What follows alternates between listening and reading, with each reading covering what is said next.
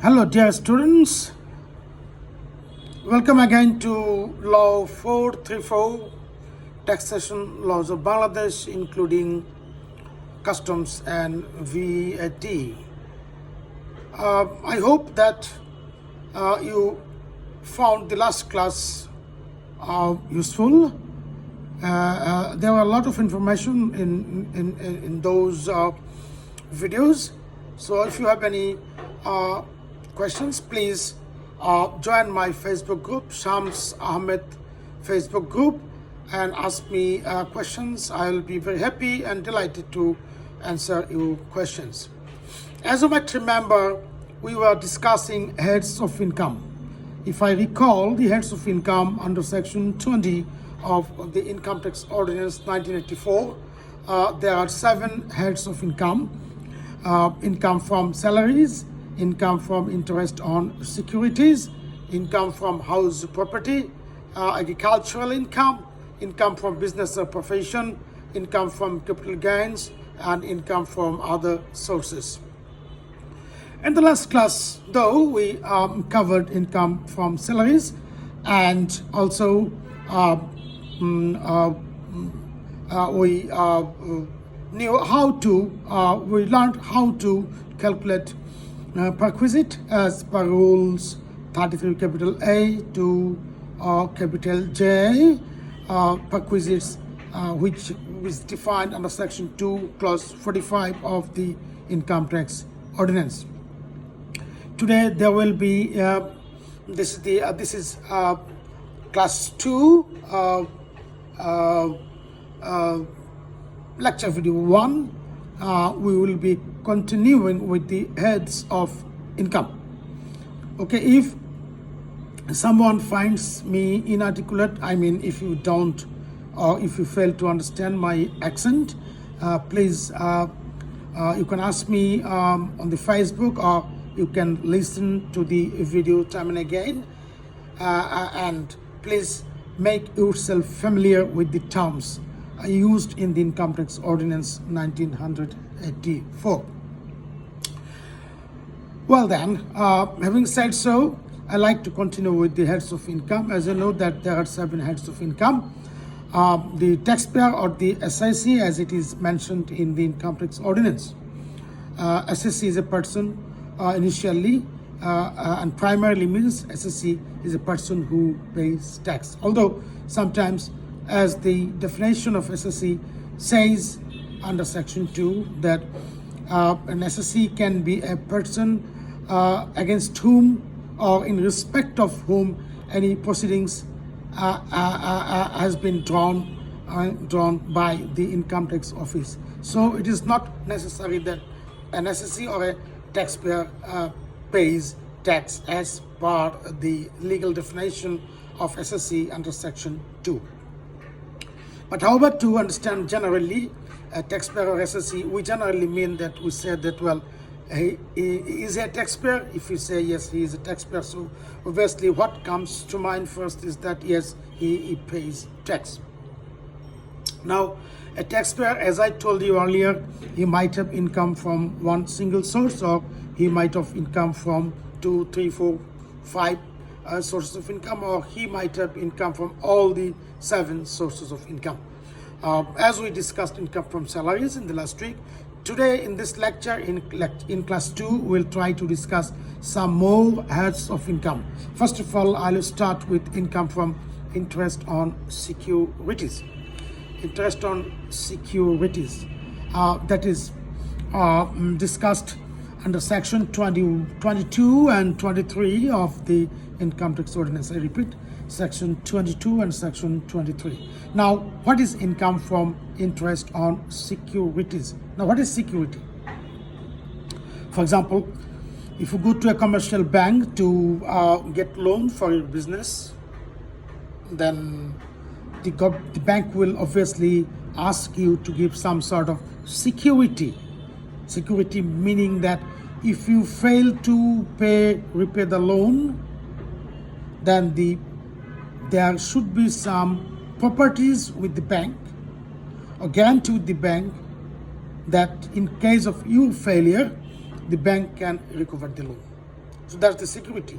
For example, you have a piece of land, and if you want to do business and you have gone to the bank to take loan, then you mortgage your property and you take loan. So you mortgage property, your property is the security. So what income from interest on securities here means under the income tax ordinance? Government sometimes issues some bonds, সঞ্চয় পত্ros. Prominently nowadays, what is more common is that সঞ্চয় পত্র, 5 years সঞ্চয় পত্র, family সঞ্চয় পত্র, and other things.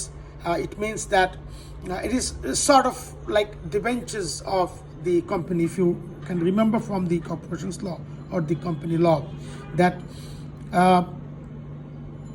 for example, you take loan from the bank to do business. Sometimes the government takes loan from the citizens or from the people or from the taxpayers. How this is done? Government needs money. As I told you earlier, that government is a concept. It is an institution. Government itself doesn't have any money. It depends on the income earned through taxation. So revenue. Taxation means revenue. So tax revenue is one of the major sources of income for the government. Sometimes the government lacks fund, like any natural person, your father, me, yourself, lacks fund, that don't have money in the pocket. So you need to borrow some money from others. So whenever the government is in need of cash or in need of fund, then the government takes a loan from the citizen of the country. Now, if the government says to a citizen, please give me some money as loan, then the citizen might ask, what's the guarantee that you will give back the money? So in that case, the government has evolved one system that is called the securities in the form of সঞ্চয় পত্র. So if you buy সঞ্চয় পত্র, say for example for 50,000 taka, after 5 years you will get 70,000, 20,000 taka in excess. You are getting back your original 50,000 taka, and also you are getting interest 20,000 taka plus. So that's the document which you buy from the government in exchange of the money, 50,000 taka. That is called the security. So at the end of the term of the security which you derive from which you receive from the government, original amount plus interest, that interest is known as the income from interest on securities, and you have to pay, that is a taxable income, and you have to pay tax on that. Very simple and easy. So now another important thing is that section 21 says that the following income of an assessee shall be classified and computed under that interest on securities, namely interest receivable by the assessee on any security of the government or any security approved by the government, as I discussed earlier. Interest receivable by him on debentures or other securities of money issued by or on behalf of local authority or a company.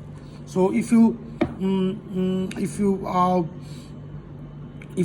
issued or if you taken debentures from the company, so that debenture is also debenture interest against the debenture is also known as the income from interest from security. As you know that debenture and share profiting, there is a difference between the dividend and the debentures. The shareholder receives dividend if the company makes profit, but the debenture holder, irrespective of the loss and profit of the company, the person who holds debentures, he receives is a specific amount of money from the company. So if that is the case, then that is known as the income from interest on securities. Now that is the section 21. Now section 22 says that deductions from interest on securities. Now deductions. What is deductions? I give an example, then you will understand. Say for example, you do business. You are doing business of buying and selling masks. Right at this moment, mask business is a very, very profitable business, mask, hand sanitizer, and other health-related products. So, for example, you are dealing in masks. So, your turnover, say for example, your turnover is 100,000 taka a month. Now, the government says that you pay tax on your income. Now, what is your income? The whole lot of 100,000 taka is your income? No, that is not, because you are entitled to get some deductions. Deductions means whole 100,000 taka is not your income, because to earn that income, you had to spend some money. You had to incur some expenditure. For example, you paid rent for the business premise, you paid salary to your hired personnel, you paid electricity bill, you paid gas bill, you had transport cost, and etc., etc., etc. All will be set off. It means that all will be deducted from your gross income or gross turnover. After deducting or after adjusting all the expenditures from the turnover, the net income, then it will be taxed. It means the tax will be imposed on that income. So, interest on security means if you buy if you buy security from the government with borrowed capital, for which you have to pay interest. So, you have to pay interest. So, you are receiving interest from the government on your security. You purchase that security by borrowed capital, for which you have to pay interest. So the interest you receive will be set off against the interest you paid for your borrowed capital. That is called deductions from income from interest on securities. Please go to section 23. 23 deals with deductions from interest on securities. It says that deducted sums will be deducted, following sums will be deducted: any sum deducted from interest by way of commission or charges by a bank releasing the interest on behalf of this. So you are getting that interest from the government, interest or the debentures through the bank account. So the bank deducts a certain amount as commission, a percentage of commission. So that commission will be deducted from your interest on securities. And one other thing I said, that you purchased that security from with borrowed capital, so you paid interest. So you have to adjust that interest from the interest you receive as the interest from securities. So that is the second head of income from interest on securities. Dear students, my videos, this video might be a little bit longer, 20 minutes or so, so please don't be impatient. Please listen well.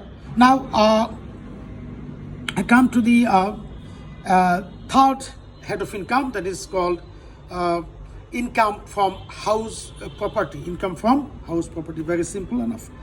Section 24 and 25. I repeat, section 24 and 25 of the Income Tax Ordinance deals with the income from house property. What is that? So, for example, you have a 5-story building. You live in 1 story, and you are giving those 4 stories for rent. So there are tenants, and you are getting rent from your tenant. So that rent is your house property income.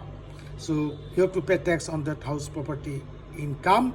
House property which you receive, please note well this term, house property which you receive by letting out your property, that is known as the annual value of the property. So again, I repeat, the house rent you receive from your tenant by letting out the house property along with the fixtures, fittings, furnitures, and land appertinent thereto. I mean, with the house, the land with the house, including all inclusive.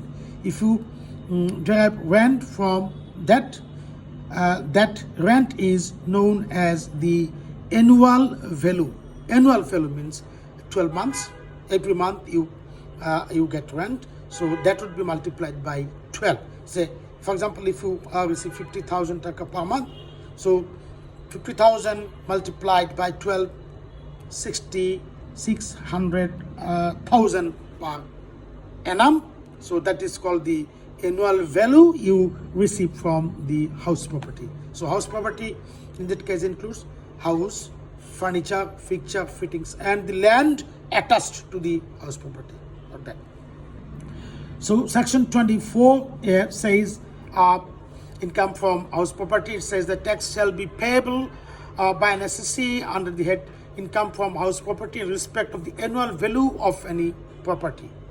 In respect of the annual value of any property, whether used for commercial or residential purpose, consisting of any building, furniture, fixture, fittings, and lands appertaining thereto, etc. So as I told you earlier, that furniture, fixture, fittings, and land also. If you give that for rent and you for hire and you get rent, then that is income from house property. Now, section 25 says deductions from income from house property. So you might have some sort of expenditure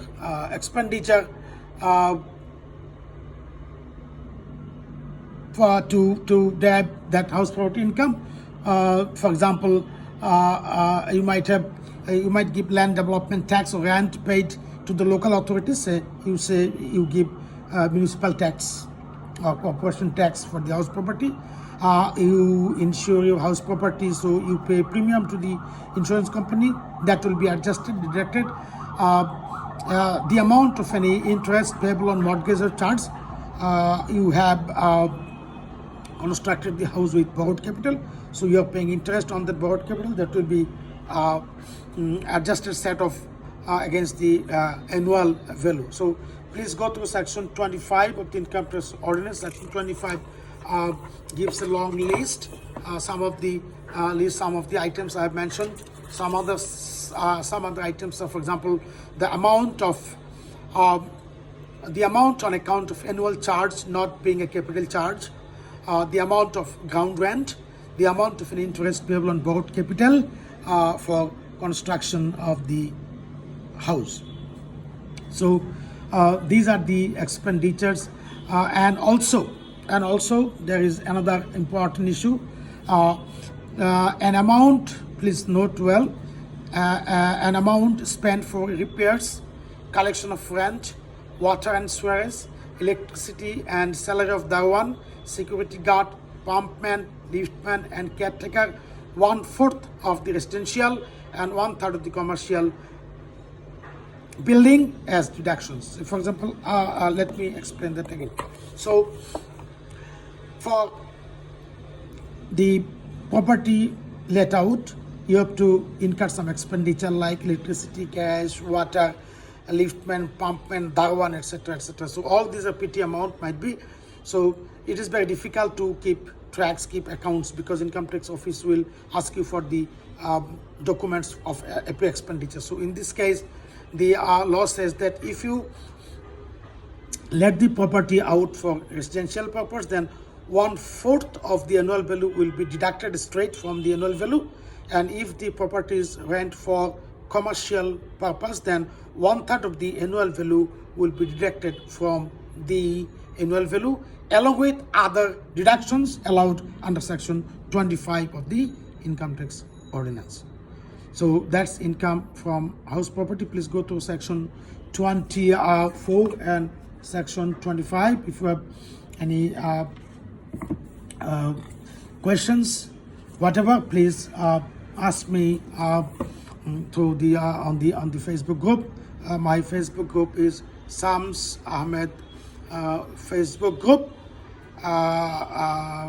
and I'll be online at any time. So if you have any question regarding the first class and other materials, and regarding this class, I'll be very happy to answer all those questions. If you find it pretty difficult to contact me, please ask Shafi or contact the SOL office so that they can refer you to me.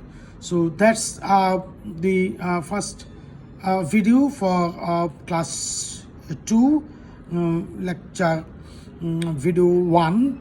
That is equivalent to 20 minutes. So please wait for the second video to come. Until then, take care and goodbye. Thank you very much.